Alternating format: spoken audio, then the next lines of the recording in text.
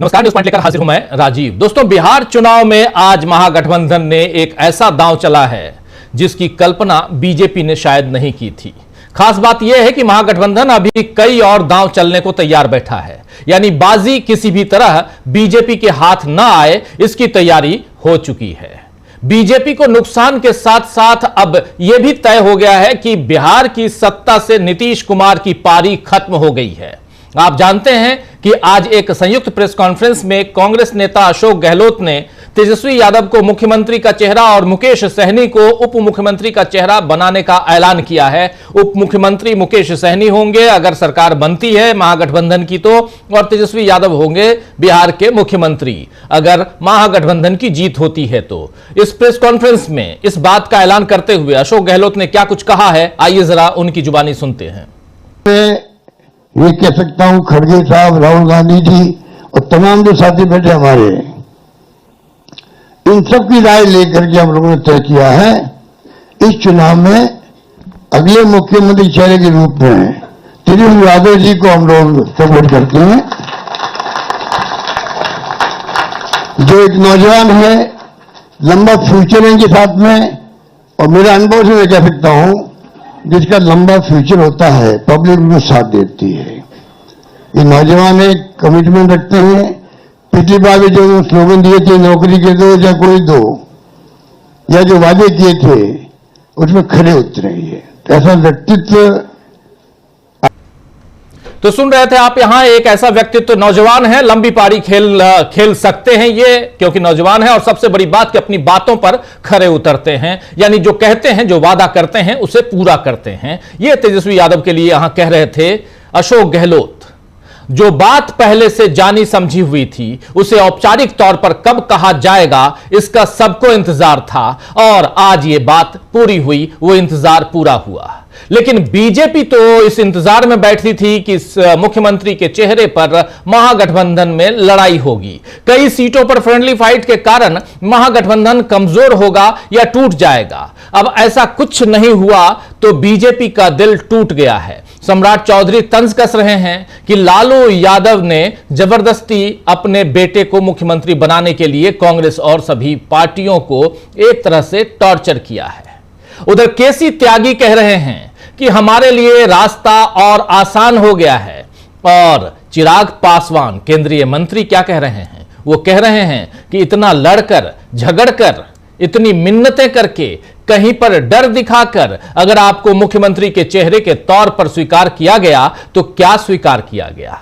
ये प्रतिक्रियाएं दोस्तों बता रही हैं कि बीजेपी और एनडीए के बाकी नेता अब डर गए हैं कि उनके हाथों से सत्ता निकल रही है। अगर बीजेपी को अपनी जीत का यकीन है तो फिर क्या फर्क पड़ता है कि महागठबंधन में सीएम का चेहरा कौन होगा और कौन नहीं होगा? क्योंकि सीएम तो तभी होगा ना, तभी बनेगा कोई भी जब सरकार उसके गठबंधन की बनेगी। और अभी एनडीए की बातों से दिख रहा है कि अब उसे भी भरोसा हो गया है कि बिहार में महागठबंधन की सरकार बन सकती है।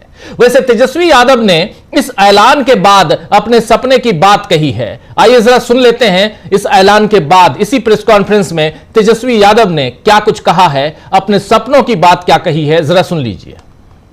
आपका नाम? देखिए, कांग्रेस पार्टी के नेतृत्व राहुल जी, सोनिया जी, खड़गे जी, प्रियंका जी और लालू जी, राबड़ी देवी जी, बेबी साहब, डी राजा साहब, आईपी गुप्ता जी, मुकेश सहनी जी को दिल से धन्यवाद देना चाहते हैं। महागठबंधन के सभी साथियों ने हम पर जो है विश्वास जताया है और बिहार की जनता को ये भरोसा दिलाते हैं। और हमारे सामने सिर्फ एक ही लक्ष्य है, बिहार को नंबर 1 बनाना। इसके लिए हमारे 14 करोड़ बिहारियों को एक बिहार होकर के सोचना पड़ेगा। तो हम टूटे फूटे और झूठे वादे नहीं करते हैं और हम कच्ची बात नहीं करते हैं। मैं जुबान का पक्का हूँ और करने का धनी हूँ। जो कहा है वो करूँगा, जो करूँगा वो कहूँगा। तो आप समझ सकते हैं कि तेजस्वी बिहार का सीएम बनेगा तो बिहार के 14 करोड़ बिहारवासी को सीएम यानी चिंता मुक्त बनाएगा। और मैं बिहार की जनता से बस इतना ही कहूँगा कि बिहार की जनता आशीर्वाद दे, ताकत दे, ताकि तेजस्वी जो है बिहार से बेरोजगारी को जड़ से समाप्त करे, घूसखोरी, रिश्वतखोरी, अपराध से मुक्ति दिलाने का काम करे, पलायन, महंगाई से मुक्ति दिलाने का काम करे। मेरा बस यही एक सपना है कि बिहार को नंबर 1 बनाने का। तेजस्वी जी, जो लोग कह रहे थे कि कब तो सुन रहे थे आप, हमारा सपना, मेरा सपना बस यही है कि बिहार को नंबर 1 बनाया जाए, सीएम यानी चिंता मुक्त बिहार के 14 करोड़ लोगों को किया जाए। और यहां बेरोजगारी की बात, महंगाई की बात और सबसे बड़ी बात भ्रष्टाचार की बात, ये कह रहे हैं कि ये सब घुसखोरी, इन सबको दूर करना हमारा पहला लक्ष्य होगा। इधर कांग्रेस नेता पवन खेड़ा ने भी पूछा है कि जो ऐलान इस खेमे में हो गया है वही एनडीए की तरफ से अमित शाह क्यों नहीं कर रहे हैं, यानी नीतीश को धोखा क्यों दिया जा रहा है। आइए जरा सुन लीजिए कांग्रेस नेता पवन खेड़ा को। ये किसने कह दिया आपको? कुछ नहीं। डिप्टी सीएम कांग्रेस के अरे तो अभी जिस हर समाज के हर वर्ग को प्रतिनिधित्व मिलेगा, उचित प्रतिनिधित्व मिलेगा, जीतने दीजिए। जिस वर्ग का ज्यादा जीतेगा जरूर कांग्रेस में भी मिलेगा, क्यों नहीं मिलेगा? तो गहलोत साहब कह रहे हैं कि जीत कर आएंगे तो हम भी डिप्टी सीएम क्यों नहीं देंगे? सबको मिलेगा, क्यों नहीं मिलेगा? तो कई डिप्टी सीएम हो सकते हैं भाई, तो महागठबंधन तय करेगा कितने होंगे, लेकिन समाज के हर वर्ग को प्रतिनिधित्व जरूर मिलेगा। तो आंकड़े कुछ बताएंगे आप? इतनी मीटिंगें हुई, बैठकें हुई, महागठबंधन कितनी सीटें सबने अपनी लिस्ट रिलीज कर ली। कितनी सीटें? मुझे बताइए, क्या एनडीए की संयुक्त प्रेस वार्ता हुई? क्या एनडीए ने कोई मुख्यमंत्री का चेहरा दिखाया? तो हम तो सब कुछ बता रहे हैं, फिर भी आप हमसे पूछ रहे हैं सीट कितनी जीत रहे हैं आप लोग? जा रहे हैं जीत कितनी रहे? जितनी जीतने के लिए, जितनी सरकार बनाने के लिए जरूरी है, उससे ज्यादा। जादुई आंकड़ा पा रहे हैं आप लोग? उससे कहीं आगे। नीतीश कुमार सीएम है, लेकिन आप लोग बार बार सवाल उठाते हैं कि सीएम कौन होंगे एनडीए? वो तो एकनाथ शिंदे जी भी सीएम थे, फिर कहाँ हुआ? अब थे में ही रह गए, अब तो नहीं है। ये अमित शाह और नरेंद्र मोदी की पुरानी आदत है धोखा देने की। पूरे देश को धोखा दे रहे हैं, तो नीतीश बाबू क्या है? नीतीश बाबू को तो धोखा दे चुके हैं। तो सुन लिया आपने बेबाक यहां पर अपनी बात रखते हुए पवन खेड़ा कह रहे हैं कि अमित शाह और नरेंद्र मोदी की ये पुरानी आदत है धोखा देने की। पूरे देश को धोखा दे रहे हैं तो अपने लोगों को धोखा देकर ही क्या करेंगे। कुल मिलाकर महागठबंधन की आज की प्रेस कॉन्फ्रेंस ने अब चुनावी हालात एकदम से बदल दिए हैं।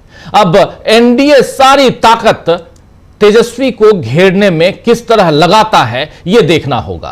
इधर आगे की रणनीति भी महागठबंधन ने बना ली है। चुनावों के बाद अगर सरकार बनती है तो फिर सारे वर्गों को प्रतिनिधित्व मिलेगा, यह घोषणा भी हो गई है। यानी डिप्टी सीएम की संख्या बढ़ सकती है। यह भी तय हो गया है कि महागठबंधन 28 अक्टूबर को पटना में संयुक्त घोषणा पत्र जारी करेगा। इसी 28 अक्टूबर को पटना में महागठबंधन संयुक्त रूप से घोषणा पत्र जारी करेगा। राहुल गांधी और तेजस्वी यादव पहले चरण के मतदान से पहले और उसके बाद दूसरे फेज की सीटों के लिए संयुक्त रैलियों को संबोधित करेंगे। वहीं प्रियंका गांधी और मल्लिकार्जुन खड़गे भी छठ पूजा के बाद 28 अक्टूबर को ही, जिस दिन छठ पूजा का समापन है, उसी दिन बिहार विधानसभा चुनाव के लिए अपना प्रचार अभियान शुरू करेंगे। ये तमाम बातें सामने आ चुकी हैं। और इधर आज जेडीयू को एक और झटका लगा है, यानी जनता दल यूनाइटेड, नीतीश कुमार की पार्टी, उनको एक बड़ा झटका लगा है जब जेडीयू के पूर्व विधायक वीरेंद्र कुमार सिंह ने पार्टी के सैकड़ों कार्यकर्ताओं के साथ इस्तीफा दे दिया। पार्टी ने नबीनगर से इस बार शिवहर विधायक और पूर्व सांसद आनंद मोहन के पुत्र चेतन आनंद को प्रत्याशी बनाया है और इससे जेडीयू के कार्यकर्ताओं में काफी नाराजगी देखी जा रही है। और जिस तरह जेडीयू के खिलाफ खुलकर नाराजगी दिख रही है, उससे नीतीश की कमजोरी ही सामने आ रही है।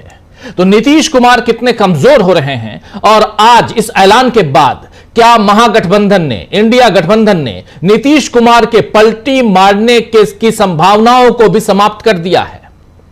आइए दोस्तों, आज चर्चा करेंगे कि महागठबंधन ने एक झटके में चुनावी बाजी अपने नाम कैसे कर ली और अब हाथ मल रहे हैं कैसे नीतीश बाबू।